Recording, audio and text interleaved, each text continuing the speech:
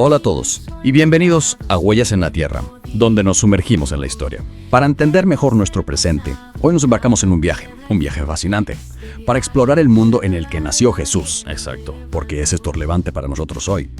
Porque comprender este contexto histórico nos permite apreciar mejor la magnitud del impacto del cristianismo en la civilización occidental. Exacto. A veces damos por sentado el cristianismo, pero sus raíces se hunden en un periodo de agitación y cambio cultural, que es fundamental comprender. Imagina un mundo donde imperios chocan, culturas se mezclan, y una nueva potencia llamada Roma emergen en el escenario mundial. En medio de todo esto, surge una nueva fe que cambiará el curso de la historia. Suena intenso. Empecemos por el principio. Sé que Alejandro Magno jugó un papel importante en la configuración de este periodo, pero ¿cómo se conecta exactamente con el nacimiento de Jesús? Bueno, Alejandro, además de ser un genio militar, fue un difusor de la cultura griega o helenística por todo el Mediterráneo oriental. Y esto es crucial porque,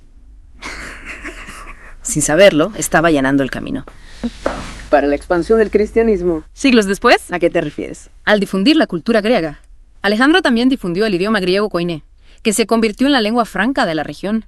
Sin este idioma común, la difusión de los evangelios y las enseñanzas de Jesús habría sido mucho más difícil. Imagínate tratando de traducir un texto religioso a docenas de idiomas diferentes. Habría sido un caos. Entiendo.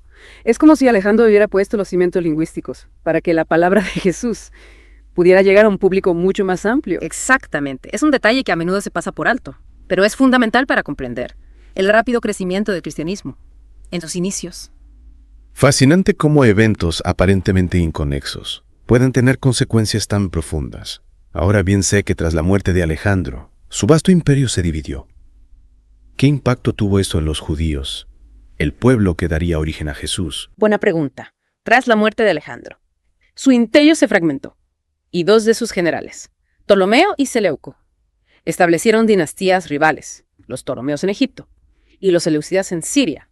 Y justo en medio de estas dos potencias se encontraron los judíos de Judea. Ajá, atrapados entre dos fuegos. ¿Cómo fue la experiencia de los judíos bajo estos dos imperios? Muy diferente. Los Ptolomeos, desde su capital en Alejandría, adoptaron una política de tolerancia hacia los judíos, incluso fomentaron la erudición judía y financiaron la traducción del Antiguo Testamento al griego, la famosa Septuaginta. Espera, la Septuaginta. Esa traducción no fue fundamental para que los primeros cristianos pudieran compartir las escrituras con un público griego. Exacto. La Septuaginta se convirtió en un puente cultural importantísimo. Permitió a los judíos de la diáspora, que ya no hablaban hebreo, acceder a sus escrituras. Y también abrió la puerta para que los griegos se familiarizaran. Por la historia y las creencias judías. Increíble como una decisión política, la de traducir la Biblia al griego, tuvo un impacto tan duradero en la historia del cristianismo, absolutamente. Y en contraste con la tolerancia de los Ptolomeos, los Seleucidas intentaron imponer la cultura griega a los judíos de manera forzosa, prohibieron las prácticas religiosas judías, profanaron el templo de Jerusalén e intentaron erradicar su cultura. Eso suena terrible. ¿Cómo reaccionaron los judíos ante esta opresión? La respuesta fue la revuelta de los macabeos, un levantamiento liderado por una familia de sacerdotes que luchó por la libertad religiosa y política de su pueblo. Fue una verdadera lucha por su identidad. Y lograron los macabeos su objetivo. Sí, tras años de lucha, los macabeos lograron expulsar a los Seleucidas y establecieron una dinastía judía independiente que duró casi un siglo. Eso es impresionante. Pero si mal no recuerdo, esta independencia no duró mucho tiempo, ¿verdad? Desafortunadamente no. A pesar de su valentía, los judíos se encontraron pronto bajo la sombra de una nueva potencia en ascenso. ¿Ají? Roma. Así es, Roma.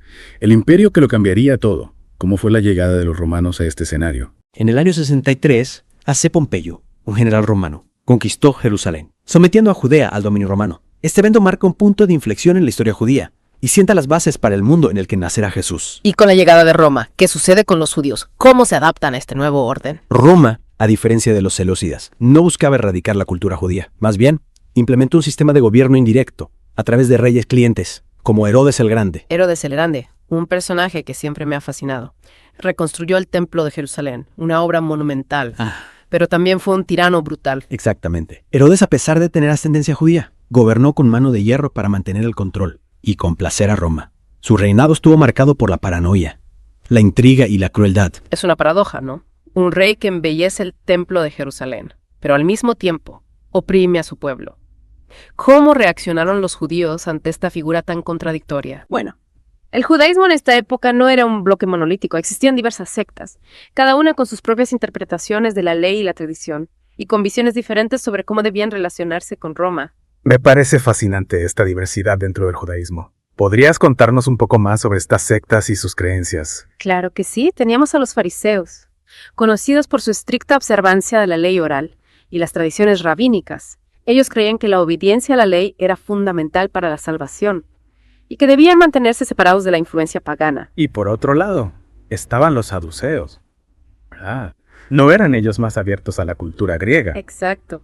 Los saduceos, a diferencia de los fariseos, rechazaban la ley oral y se centraban únicamente en la Torá escrita. Además, negaban la resurrección y la vida después de la muerte, lo que los diferenciaba profundamente de los fariseos. Entonces, tenemos a los fariseos, conservadores y aferrados a la tradición, y a los saduceos, más liberales y abiertos a la influencia externa.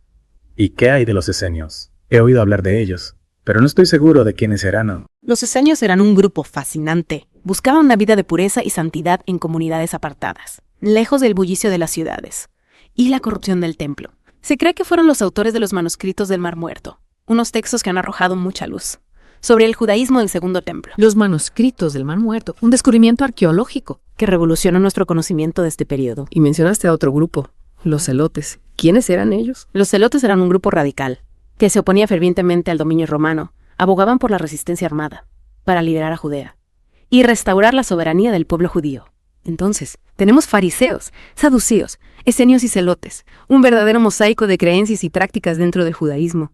Y en medio de toda esta diversidad, ¿cómo se veía la figura del Mesías, que esperaban los judíos de su Salvador? La expectativa del Mesías era central en la fe judía. Sin embargo, la imagen del Mesías variaba según la secta.